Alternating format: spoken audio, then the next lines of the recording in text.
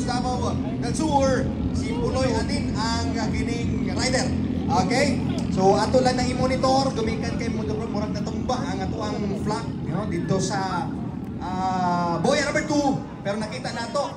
Oy, orange, Pacific Orange ni, no? Ang nakauna si Roji Barret. Okay, from Asim Sarangani Province. Close fight wala. Ang nasa ika-5 nga pwesto, hinahinay, mitabok sa ika-4, nanakaroon sa ika-3. Okay.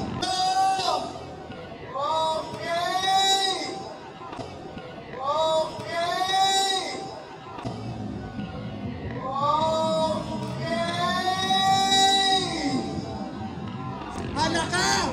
Uy, murag sabaw! Ang usa, tanawa, murag may nalagpot, wala. Nalagpot ang usa. Nalagpot ang usa. Please rescue.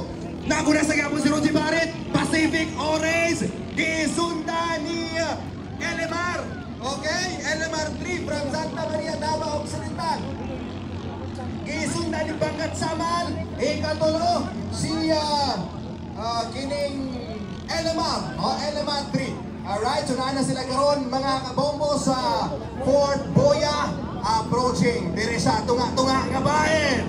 Motabog sa tunga-tunga sa Boya. Pipin Boya number 2 and Boya number 1. Naguna siya po si Roji Barret. Liko ni Nanoy.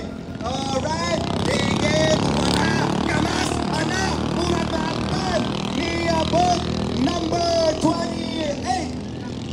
Kagikan sa Maasim Sarangani Province ang Sports Pacific boat number 27. Oy, murag ni Closeman. Okay, ang ikaduhang bangka si LMR 3 boat number 50 from Santa Maria, Davao Occidental. Hala! Hala! Naunahan si Roji Barret. Murag ni kamas si Roji Barret. Diri sa hala!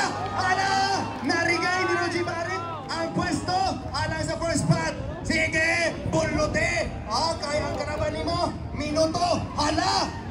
Kuyawa, oy! Oy! Niabas! Sige naman! Tanamunta! Paniko! Dini sa boya number 4-0-0! Now, approaching for the final lap.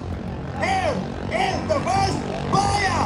We have boat number 27. Roji Barret and boat number 50.